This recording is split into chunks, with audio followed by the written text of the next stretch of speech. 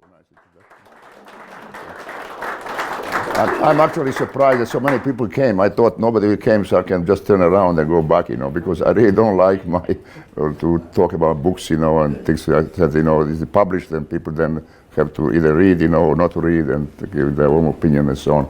So this is not a really session to boost the sales, this is a government printing office publication, okay? So I will just try maybe to explain you the way I did the book, what I used, what resources, and then maybe having some main events, from each of these three major fleet versus fleet operations, and then hopefully we will have some questions and answers. I don't like to talk more than 30, 40 minutes. I don't like to listen to my foreign accent, so I don't want to bore you, okay?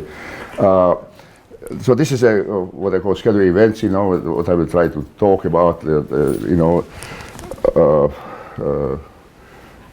those of you who are not familiar with operational art, we pay great deal of attention to certain definitions, but this is the one thing which the U.S. Navy still today doesn't really get this thing straight in doctrine, and thinking the joint doctrine provides good publication, Army and Marines, but the Navy and the Air Force are still behind, But we have done. Actually, the reason we're talking about this today is we have done these things. It was not at that time called major naval operation. It was called Battle of Midway or Battle of Coral Sea.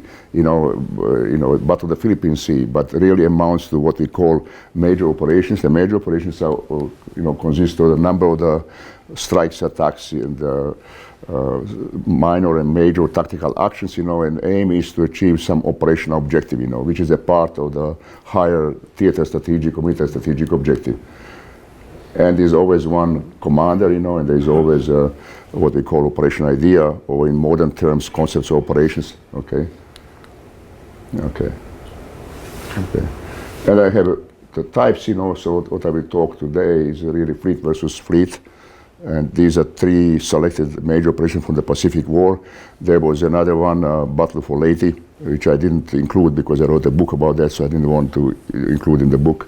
Okay, so these operations are not conducted very often. They are rare, but they are extremely important because they result in major victories, which very often also, signifies the change of phase in the war or campaign, and so on. So they're very important, Okay. This is the way I have organized these things. More or less, each chapter follows essentially the same, pattern. I always provide, strategic setting. That means providing broader picture of the situation at that particular time.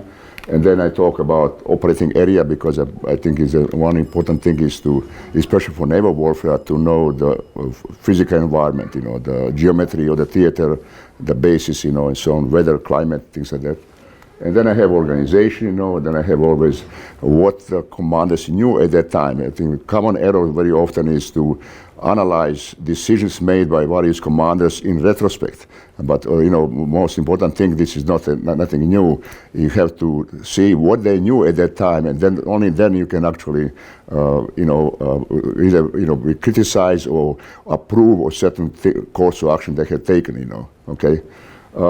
And then in execution, and then I think one thing which I tried always to do in this kind of studies, the reading of history, writing of history without trying to learn something, maybe term lessons learned is not proper. Some people will say lessons identified. Either way, we have to try to learn some lessons which are valid for today and for some time in the future. And when you look at the operational level, for major operation campaigns, these lessons are more durable. They're even valid today. Certainly tactical lessons or any of these major operations, they're all gone. They're all, weapons and procedures change, they are not really relevant today. Okay, I cannot change anything here. Restarting,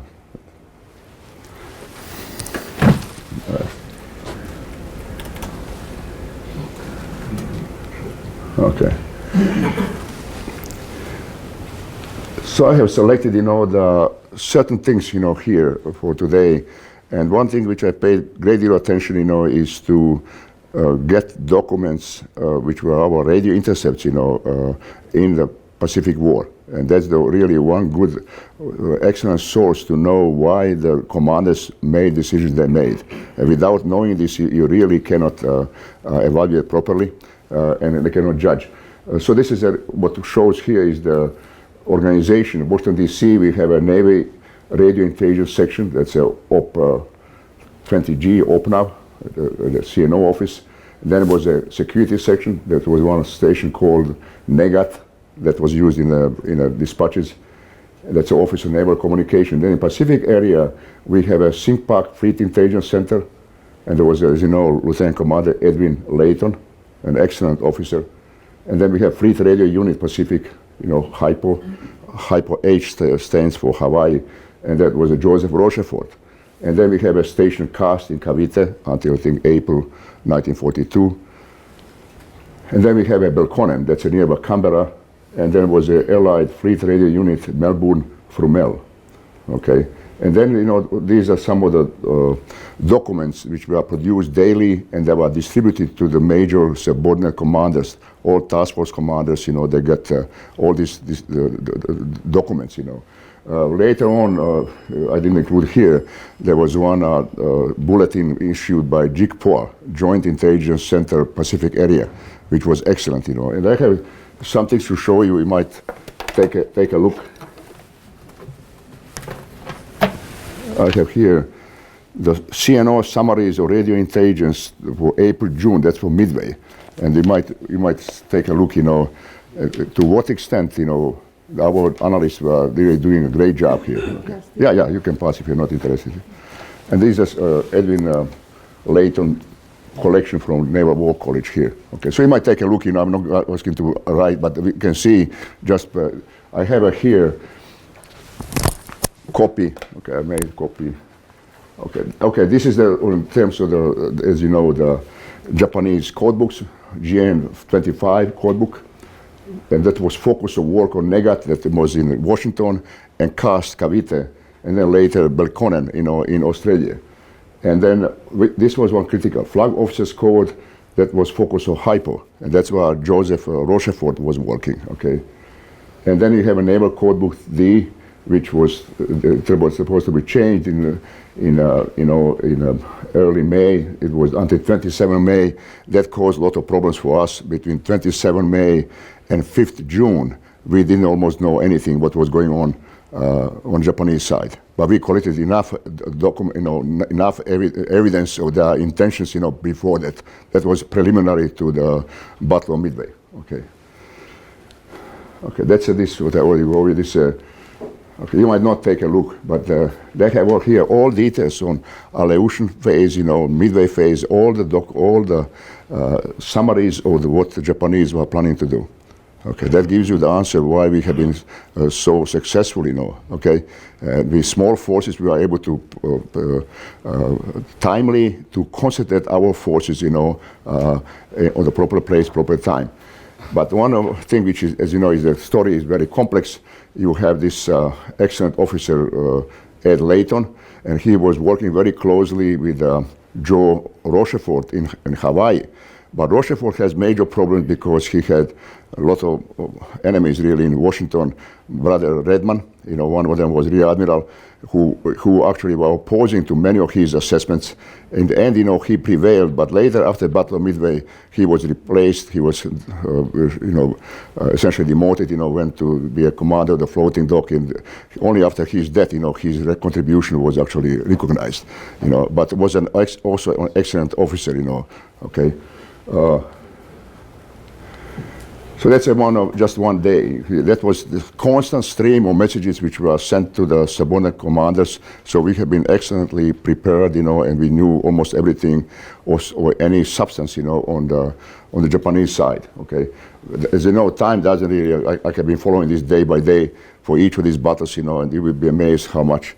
In addition to the radio interceptor comment, we have certainly search planes, they have submarines, we have some human, in the Philippines and so on. But by and large, most of the documents, most of the decisions are based on the radio intercepts. As you know, problem with radio intercepts would, if Japanese were not so dogmatic, and believing that their codes are unbreakable, that would actually open us also to be fed with misleading information. So it was, the fact is that Japanese never believed that their codes are broken. The same thing happened in the European theater with the German Ultra, okay?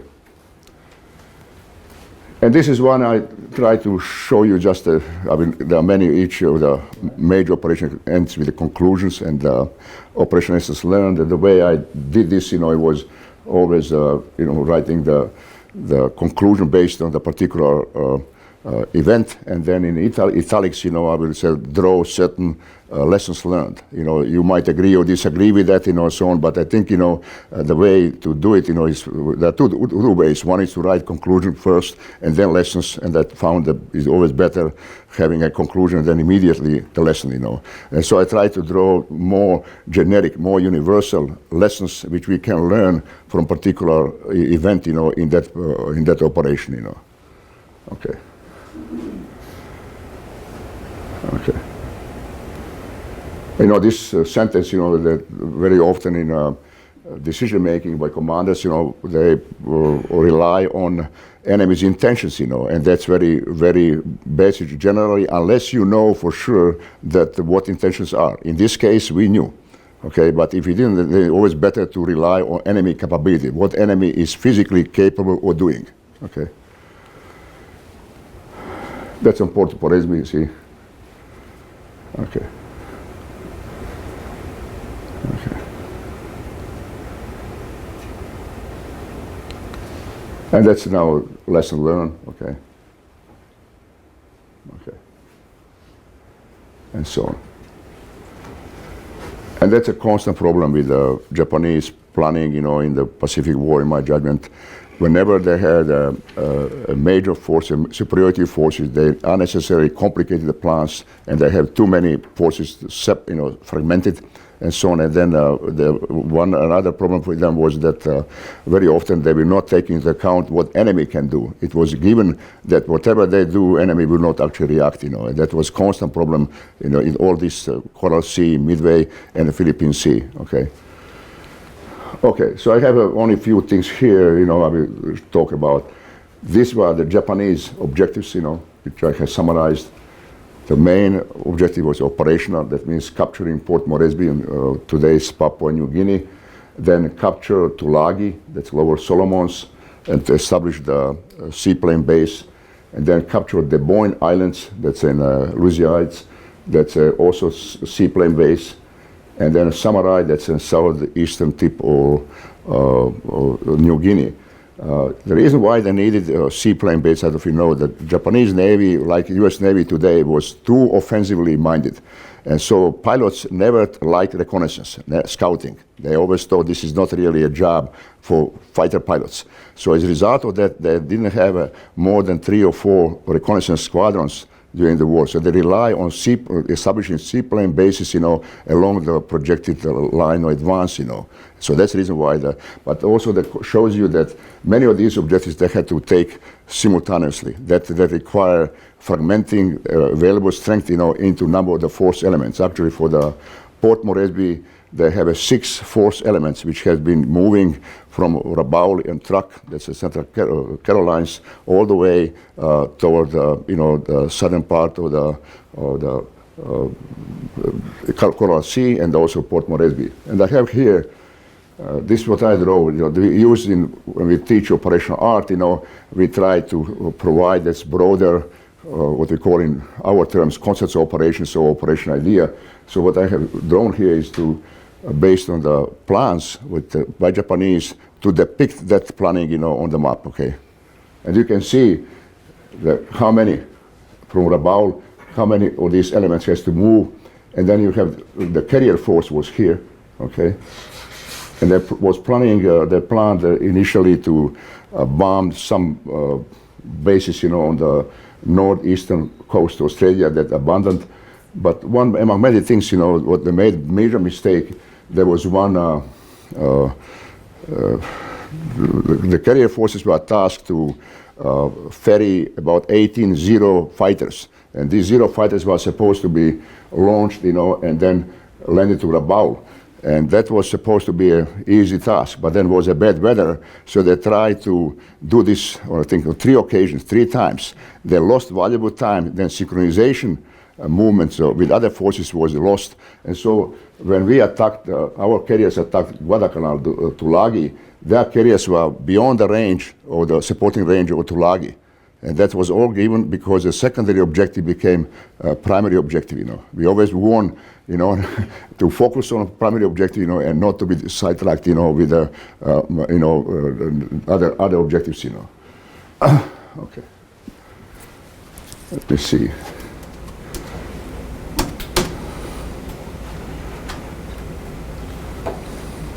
I don't know what. Okay. And this is very complex, I will not bother you at all. This is a depiction of the movements of forces over several days, okay. And the results, I will show you that's a Lexington. Okay, our carrier. And these are the losses, you see, on left side, Japanese side, Allies.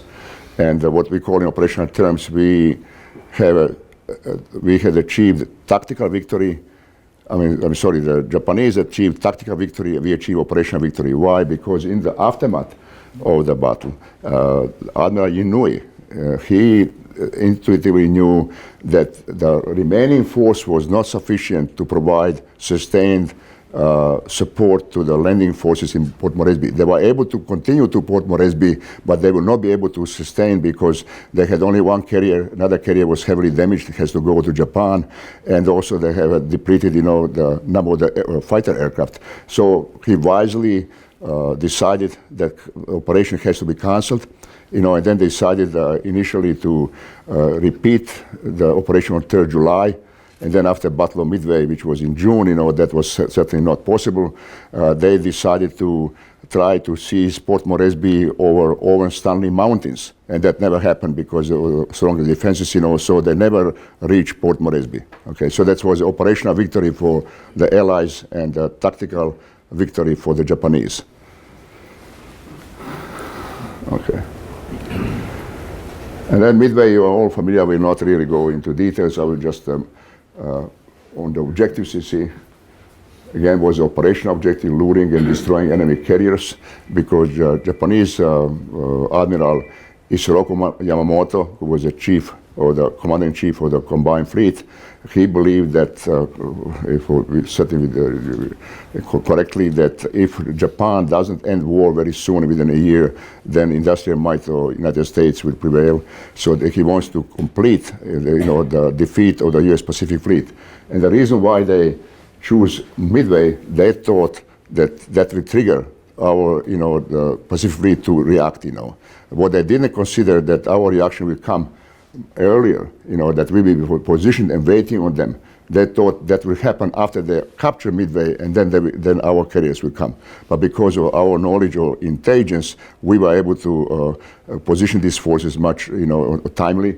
Okay, and then this was another mistake on the part of Japanese, because the reason for that was not Yamamoto, but the Japanese Naval General Staff.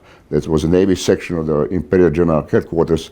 They have been on good terms with the Army General Staff, and the Army wanted to seize some positions in the Aleutians in order to prevent bombing of the Kuriles and Hokkaido, and also they were hoping to cut off the lines of communication between the United States and Soviet Union.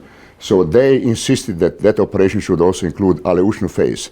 And that is one, in operational terms, one big mistake, because they fragmented the strength. They have what we call eccentric double operation, the 2 operations at the same time, in different parts of the theater. I will show you the map. And then, some of the occupation of Adak Atu and Kiska, okay, and then destroying enemy ships and shore installations in Dutch Harbor, okay. Okay, this was the search plan or movement of forces, and that's one reason that shows you that this is not what we call Battle of Midway. That's a major operation, because when you see how many forces were involved here, almost entire combined fleet was actually the size of the combined fleet was double of the forces we had. Okay. And this is the deployment phase. You see, the red, the Japanese. These are blues, United States. Okay. And this is an operational scheme which was based on the Japanese documents. Okay. Everything was subordinate to end day. End day was the 5th and 6th June. Capture Midway. So all these other dates were coordinated with that. And one major mistake was what Yamamoto has done, that he insisted that this operation cannot be delayed. You know, many of the subordinate commanders were asking that to give more time for training and preparation because, as you know, in the aftermath of the Japanese attack on Pearl Harbor, the Nagumo's carrier force was extensively used in support of Operation Southern Pacific, and also they have foray in Bay of Bengal, attack on Ceylon or Sri Lanka, and so on. So they barely came at the beginning of May back home, and they needed some time to, you know, reorganize, you know, and to be prepared. But the reason was here tactical. The Midway was a subordinate objective. Okay, and then everything was based on phase of moon and tides and currents. So they said if they had to delay until the end of June, by that time maybe factor of surprise will be lost and so on. So he insisted that the operation must go as originally planned. Okay, and then this is the occupation, you know, this in the Aleutians. Okay. Okay. So these are main events, you know, there are many events here. I selected the 4th June, and that's a really momentous decision by the Spruance, because Spruance really made a bold, with a very high risk, because he decided to launch all-out attack, you know, at the almost extreme range, you know, of our aircraft, you know, to the Japanese. Okay. So if that failed, you know, then his force would have been exposed, you know, and to be defeated, you know. So these I see some of the events here, the launching of our attack, you know. Then, as you know, we have two task force, you know. The one was Enterprise and Hornet, the task force 16, and task force 17 was Yorktown under Admiral Fletcher, and the Spruance was in charge of task force 16. Okay, and then you see Nagumo. And that one of the major error Nagumo here made, you know, he wanted to wait until all the aircraft are rearmed. That would take almost like a 10:30. Okay, and advised by Admiral Yamaguchi, who was one of the youngest and very aggressive admirals, to launch immediate attack. He rejected, you know, and the result of that wait is, you know, we had the attack by our torpedo bombers. Most of them were shot down, but they also helped the attack of dive bombers, because when the dive bombers came, the Japanese Zero fighters were too low. They were not able to gain altitude, you know, and as a result we have been lucky, you know, within a few minutes, you know, we hit 3 carriers. Later during the day, another carrier was sunk. So 4 carriers, that what we call in operational terms, operational center of gravity of the Japanese fleet has been destroyed. Okay, and that resolved the whole, you know, issue of the Battle of Midway. Okay, that's a Hiryu.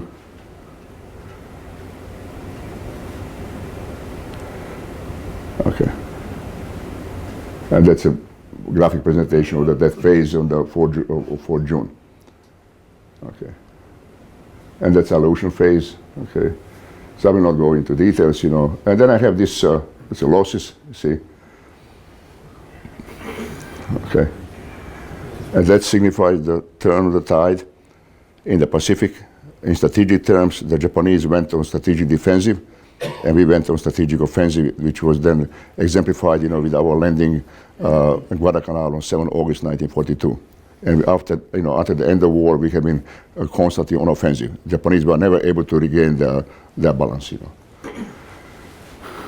Okay, and then you have Japanese Argo operation. You know, and we call this Battle of the Philippine Sea.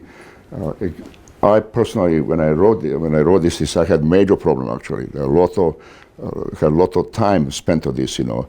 And one thing which I have been somehow buffered with reading other authors, especially second, there were always claims laid that there was not enough information, that we, in contrast to Midway, we didn't know much about that, and that's actually not true, okay?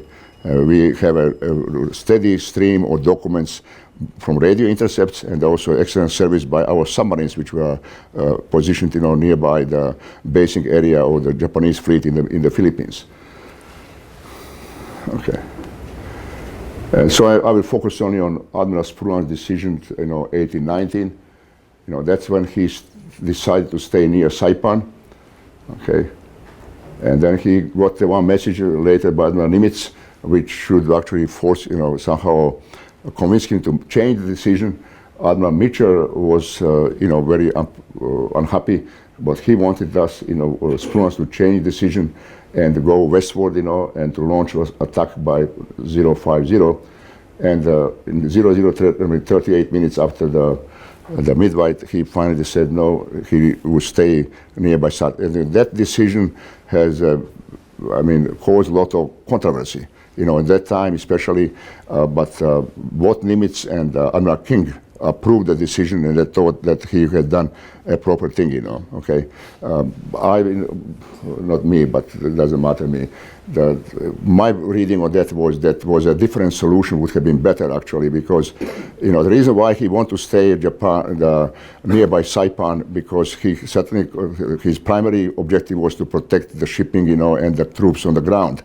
But he also feared that the attack from the flanks, that he might be bypassed, and then Japanese might sneak in and attack forces, nearby. So what he wanted to do is to, during daylight, operating west of Saipan, and then, moving back during the night back forward. Problem was wind, because if you are going westward, you cannot launch the aircraft because the prevailing wind was from east, So in order to close the distance, he has to go, westward, and he refused to do that, There were some also beliefs, that some of the people who were Marine generals, on the Saipan, that they really didn't need a Task Force 58 to protect. They have a sufficient troops, on the ground, and the transports that were able to withdraw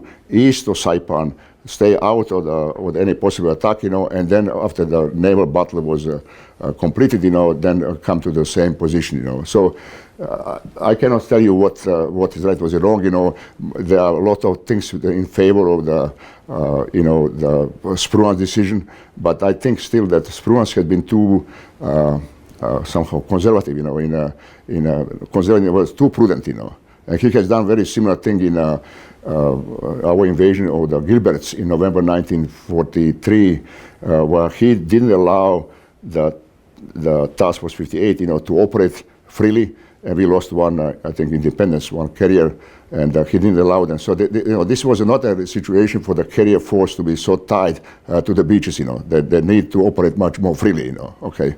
So there's a matter of judgment, whether that was correct. He didn't risk anything, but let's say if he really went after the Japanese force, maybe war would have been shortened, because as you know, as a result of that, we have to wait and we had to absorb their attack. And we were lucky that our pilots were excellent. But if Japanese pilots were much better, we would probably suffer many losses. Okay. Okay. And we say here, and then I have these are losses, you see. But you see, 6 carriers survived. Now without pilots, the pilots, the losses of pilots were enormous. Japanese were never able to regain, tempo, because our operation tempo in Pacific was so fast, they were never having enough time to train the pilots, And the one problem with the Japanese training was that they would keep their best pilots almost all until the end. So they were treated at a very heavy rate, and we have, due to Admiral Towers, a better system where best pilots were being used for training, and so on. So we have always steady, influx of the good pilots, to our carrier forces, So that's all, and I think they were all sunk by submarines. I think submarines have done a great, I would say, that their service has not been sufficiently recognized in this operation, both in terms of detecting the movements of the Japanese forces and also in destroying, all these three carriers, Okay, so that's a, okay. Okay, this is I will not go into. I think sequence for this, the major operation in the European waters, that should be done this year, so that we completed these 2 volumes, the study of major naval operations, so, okay. So that's all what I have to say. I know it's fast, but I think 30 minutes is good. I told John Hutton, though, I cannot stand people with foreign accent to listen to them, so I should not be better, Okay, I like American accent, That's, yeah. Talking about the Battle of the Philippine Sea, you didn't mention Admiral Halsey. Yeah. Admiral Halsey. Well, Admiral Halsey was not here in the Philippine Sea. Yeah, it was Admiral Spruance, Task Force 58. Okay, so I guess I'm thinking of an earlier battle. No, in the Battle of Philippine Sea. 34, where are you? Battle of Philippine Sea, he was not there because he was, we alternated, Task Force 58, Task Force 38, and also he was supposed to be in command for Midway, but he, fell ill, and then as a replacement came Admiral Spruance, and that was a great choice, Right. And Admiral Spruance proved extremely, and we had also excellent Admiral Fletcher, who essentially allowed Spruance to operate, without being, holding him rigidly, because he was a senior admiral, Fletcher, And as you know, the Spruance was a surface officer, he was not a carrier pilot, Yeah. The Battle of Midway, you indicated in your timing the torpedo planes, of course, came in first and were largely destroyed. However, the fortuitous placement of the gun alignment, which then kept the dive bombers able to get in. Yeah. Did we anticipate that, or was that just fortuitous situation? Well, I would say that lack of coordination was a good thing. We usually try the dive bomber, torpedo bomber should come. No, seriously. In this instance, the lack of coordination was actually a good thing. Yes. Okay, even though they attacked only a few minutes after the last attack by torpedo bomber. As you know, all torpedo bombers, essentially, except few, they were all shut down. Okay. Yes. So sometimes, lack of good planning may be a good thing, you never know. But I will still argue you should always try well and not rely on the events, and which are unforeseen. Okay, I mean, we don't know that, but if Nagumo, he had 4 carriers, against 3. If he was more aggressive, as Yamaguchi was, maybe outcome would have been different. And the one I didn't discuss because there are so many things to discuss. If the plan properly, the plan that these operations, in very quick sequence. For example, Coral Sea took place in the 10-11 May, and so because these 2 carriers, the Zuikaku, Shokaku, one of them was heavily damaged. If they were not sent, let's say the operation took place much earlier, maybe these 2 carriers would be available for the Midway operation. So instead of 4, he would have 6 carriers. And I don't want to go in revisionist history, but probably chances of their success would have been greater. I don't know that. Okay. The same thing, we have made a mistake in Coral Sea. I don't know if you know in terms of command relationships, we didn't have a really very good relationship. The Admiral Nimitz was a commander-in-chief of Pacific Ocean area, and he was commander of the Pacific Fleet. As a Singapore, he was under Joint Staff, Joint Chief of Staff. As a commander of the Pacific Fleet, he was directly under Admiral King. And Admiral King actually was much influential in the deciding movement of forces. So he, in his planners in Washington, decided early 1942, in order to raise morale, to have a Task Force 16, which was under Halsey, 2 carriers to put B-25 bombers, and then bomb Tokyo and so on. But that was beneficial for us in terms of morale, but it affected our operations in southern Pacific, because these 2 carriers were not available for the Battle of the Coral Sea. So if we had, let's say, 4 carriers versus 2 carriers against Japanese 2 carriers, probably our victory would have been much more decisive. So it also shows you how, I personally think that the Admiral King made a mistake. They should, I don't want to be too harsh, but there's sometimes people don't know what is going on. But both King and Nimitz, others, they knew what the Japanese were planning, in Southern Pacific, and I think it was a mistake at that particular time, to move these carriers up north, and not to make them, available in the Southern Pacific. I mean, I'm a great admirer of King, I'm such a Spruance, so don't put me don't think wrong, but we also try as historians, or so-called historians, we try to, to somehow give some judgment, based on logic and what was. But I think, when you know what they knew at that time, that's how the only way you can actually evaluate whether their decisions were sound or they were unsound. Yeah. So if I understand you right, you're saying breaking the code was main key to the victories? Well, I would say no.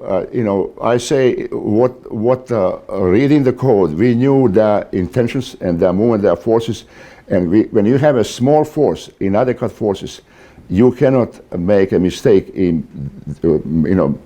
poor disposition of your forces. So we have been able to put these forces in proper time, proper place, but you still depends on the quality of your pilots and your commanders to win the victory. The intelligence itself is never enough, And another thing is, I didn't talk about controversy prior to Midway, where the Admiral Nimitz had a great confidence with his intelligence officers, If Admiral Nimitz was a different person, very often, commanders play a role of being their own intelligence officer. We will probably not be able to mass these forces in nearby Midway timely. Because at the same time, the people who are in Washington, OP-20G, they believe that the next attack by the Japanese will be West Coast or Samoa. And the Rochefort and Layton were firmly convinced there will be a Midway. And they used one, they didn't know there was, the Japanese will use certain abbreviations for various geographic places. So AF was actually Midway. And they thought AF is Midway, but the others were disagreement. So what they did, they sent they convinced Nimitz to send an uncoded message that some of water installations on Midway need to be repaired and so on. So then they were following what the Japanese reaction was, and then they were able to find out that Japanese actually thought AF is a Midway. Later, that abbreviation was changed to MI. Okay, but that was what, and then Admiral King was also making another mistake. He, after moving Task Force 16 from the Central Pacific, he moved 2 of them, again, Halsey, to Southern Pacific. And Admiral Nimitz has to fight these things, Admiral Nimitz actually made a decision of his own and saying that to withdraw these forces and go back so they can timely be, massed off Midway. And he calculated if he made a mistake, then King will reverse the decision. And that didn't happen, so that these 2 carriers were then available. If we have only 1 carrier, in Midway, we will probably not be successful, certainly, And Yorktown, as you know, suffered damages here, and it was calculated that it would take about 90 days. And when they came, to the yard, dockyard in harbor, the Nimitz requested 3 days. And so that's the reason why Yorktown then became available. Okay, so a lot of things have been happening. So I'm not, if I give you the impression that is everything intelligence, no, it's not, but certainly it's helpful. Okay, so yeah. Did they ever use U.S. submarines in accompaniment of these carrier task forces? Well, what submarines were helpful. They are properly positioned, in YOLO. Tavi-Tavi, which was main anchorage, and Davao and so on. So they were monitoring and they were able to report timely when the fleet went out. That was not obtained. You see, the problem with I didn't certainly have time to go into the Japanese way of doing the things. The reason why we were reading these messages was because of the messages transmitted by shore commands to the. But once the fleet was out, there was a total radio silence. So we were not able to read anything. Sometimes, I remember when I wrote a book on Leyte, we were able to get information on whereabouts of the striking forces because there were messages sent to supply ships. And then, supply ships, that we know they were following these forces, so we were able to somehow deduce what these forces are. So it was total radio silence, And, what was also very beneficial, especially in submarine warfare, that we not only that we knew known positions of the convoys and so on, we knew also what they call battle damage assessment. When Commodore would then report to the shore command in Japan how many ships were sunk or damaged and so on, we knew all these things, It was a great help, But again, if Japanese were not so convinced that their codes are unbreakable, that was also potentially cause of the problems, Okay, the same thing, the same lesson also applies today. Okay. Now, who did Admiral Spruance report to? Admiral Spruance was subordinate to Nimitz, because he was Nimitz was a U.S. Pacific Fleet commander. Okay, and Nimitz reported both to Joint Staff and to King. Okay, but admirals were, I'm a great admirer of Admiral Spruance and Nimitz and King. Despite their reputation in some quarters and so on, they were all school, admirals who actually allow a lot of initiative on the part of the subordinates. Okay, they were not shy to replace somebody who was not effective, but they let the subordinates to command. And that's what our admirals today have to remember. Okay, micromanagement, too much micromanagement, okay? One thing. Yeah. I broke in under a German chief engineer in the Merchant Marine. Yeah. You sound just like him.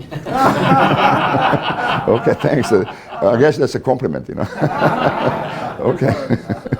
Okay, thanks, yeah. Yeah. Did MacArthur have any influence on these operations that you described? Well, it has an influence, in the Coral Sea.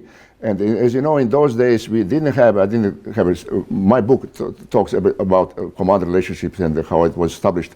The Coral Sea was in an area, Southwest Pacific area. So he was nominally in charge of that area. And we had, as you know, the Pacific Ocean area was divided by the Joint Staff into what we call today 4 theater operations. It was a North Pacific, Central Pacific, Southern, and was a Southeast Pacific, which we don't hear much. That's off the coast of Chile. But in terms of South Pacific, the Admiral Gormley, who became SOPAC, the commander, he was in May still not there. He didn't come until June. Okay, so what we had a problem in Pacific. First, there are overlapping area between 2 theater commanders, and another one was that we didn't have any intermediate commander between Nimitz and Task Force 17.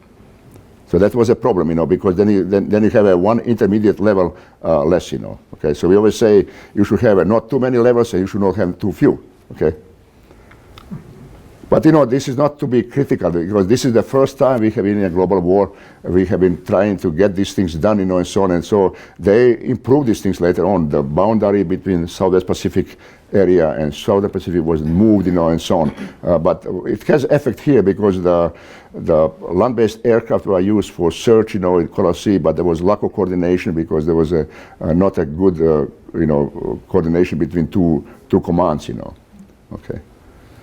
A problem with MacArthur was at that time too much chatter between pilots, so Nimitz has to send him a message, prior to the Midway, to be beware of the radio security, Okay, too much talk, between pilots, Okay. Mm-hmm.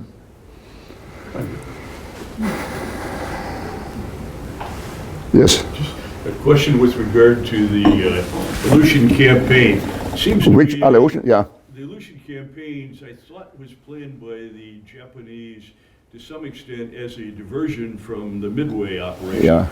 Is that? Yeah, but that no, no. It was not diversion. No, I don't think it was planned as diversion. It was planned to seize Kiska, Atu, and Adak, and also destroy installations in the Dutch harbor.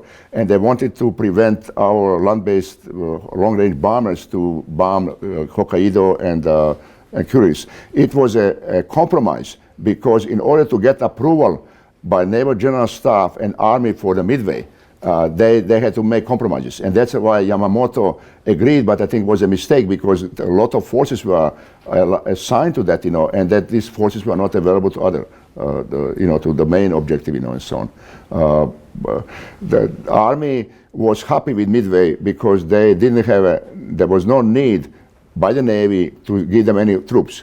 There were only few troops for the special forces of Midway, nothing else, And Naval General Staff was more interested to go in July, since their plan was if Midway was completed successfully, the next phase of expansion would be Southern Pacific. That means attacking, Samoa, Fiji, and the strong points in Southern Pacific. When I was, researching for the situation up in the prior to Coral Sea, the Naval General Staff was pushing to invade Australia. That was shortly after the invasion of Netherlands, East Indies, and so on. They thought the next step should be Australia. But the Army was strongly opposed because out of 51 divisions, 11 divisions were committed to the operations in the Pacific. All others were in Manchuria and China, and for home islands. So they didn't want any more, divisions to be assigned. They calculated 250,000 troops, and so on. So as a compromise for that between Naval General Staff and the Army, decision was made then to go and to seize the New Caledonia, Samoa, and Fiji. Okay, so I think one problem here is which I didn't have time to discuss. Yamamoto was very influential, too influential, and that he essentially undermined strategy because he was driving the strategy as an operational commander instead of Naval General Staff. So never, and any time, especially for Midway, he threatened, to resign if his wishes are not followed. So I was great admirer of Admiral Yamamoto prior to my study, not today, but I thought he was a great commander in a way, but also I think too tactically oriented, I think, in my judgment. Okay. But that doesn't matter. I mean, who cares what I think? Okay. Thank you. Yeah. Okay. When did the amphibious landings that we participated in occur in that area? In Southern Pacific, 7 August 1942. That was our first landing in the Southern Pacific. And that was beginning of the offensive phase of our advance in the Pacific. 7 August 1942. Interesting. There's also one interesting stuff because, aftermath of Midway, we have to exploit victory on Midway. We call this operational success. If we wait too long, the Japanese will recover. So we had to move, and it's really due to Admiral King. Admiral King single-handedly almost forced the decision that it has to be done soon rather than to wait, and so on. And but we didn't have sufficient forces. We have also to deal with a strong Japanese resistance, and so we landed successfully on Guadalcanal, but we had to fight almost 7 months of attrition warfare around to consolidate our gains of the, because the strong Japanese, resistance, especially at sea. Okay, and during the whole, I think, Solomon's campaign, we had 15 naval battles, and we lost. There was draw 12.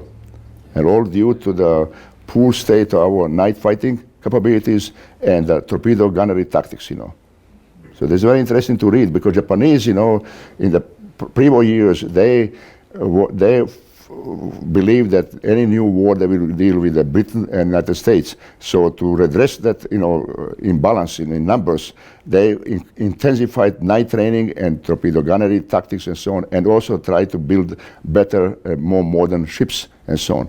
And the reason for that was that is a strategic, because there was in Washington Naval Conference in 1922. They didn't get a parity in forces with Britain, you know, so they were very unhappy, and so they tried to redress this issue, you know, with and I think starting 1927 all the way to the war and so on. They have intensified training. And training was so realistic, you know, many times ships will almost collide. One, I think, destroyer was sunk in 1927. They trained mostly in Northern Pacific, and U.S. Navy trained in Caribbean.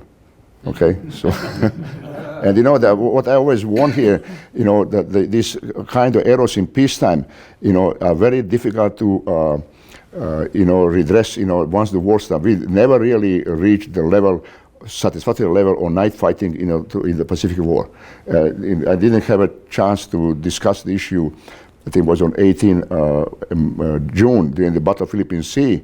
Admiral Mitchell, he wanted to use the battle line, the Willis Lee battle line, which was specially established, you know, for night fighting, to go, you know, in the night, you know, and to pursue Japanese. And Spruance and Willis Lee would not do it because we didn't feel confident that we can win that kind of, you know. What my lesson is here, the errors you do in terms of not realistic training or reducing training and education standards, you are going to pay later on in war. Okay, so that's what we always say: operational lessons learned, you know, or identified. Okay. In that context, were the Japanese effective, when were the Japanese effective with the use of radar? Or were they? They were, no, they were, what they had, you know, in the Solomons, they had better radar detectors. Radar detectors were able to detect our ships at longer range than what we were able to detect them. As you know, Japanese had excellent optics. You know, many times, you know, especially Battle of Savo on 7-8 August, you know, they have been much better. Actually, their ships detected our ships, you know, even though our picket destroyers had the right radar, they were not able to detect them. You know, the Japanese had done some very good things, you know. If you look, you know, in torpedo gunnery, the use of cruisers and the destroyers, they were unmatched, you know.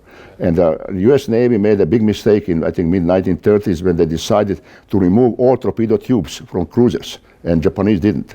Another thing was, Japanese advantage was that many of their modern destroyers had reload capabilities. That, in other words, after they launched torpedoes, they would withdrew, and after 18-20 minutes, they would come back and relaunch the attack, you know. And we didn't have this kind of capability. Plus, they are long lance torpedo, 24 inches. You know, even though it was designed, I think, 1933, we didn't have any inkling, our intelligence, about that torpedo. Okay, so there are many things, you know, that these are technical, you know. But one thing I always found, especially in the fightings in Solomons, both sides were in dark about their successes. They're all exaggerated successes. You know, we thought we are doing well in night fighting, so we didn't need to improve, you know. And they think that they're sinking more ships, you know, when they're actually losing, you know. And then they put more and more ships in, you know. And then at the end, you know, they were not able to outproduce us, you know. They had to give up. Okay. Thinking our own. Yeah, okay, yeah. When Yeah. did these ships get radar? You were late in the war getting radar. No, we got radars before the war. Before the war? Before the war, yeah. Oh. And Japanese got it during the war, Japanese. But at the beginning they have and you know, radar detector can actually detect you a longer range than you know, the radar can detect, you know, so, okay. Okay. If you don't have any questions, I will be happy to escape, you know.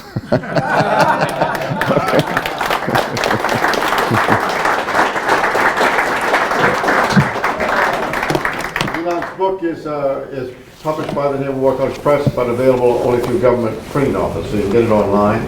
We're not able to sell these things on campus for some reason, the way the laws are, but thank you, Milan. Okay, thanks, yeah.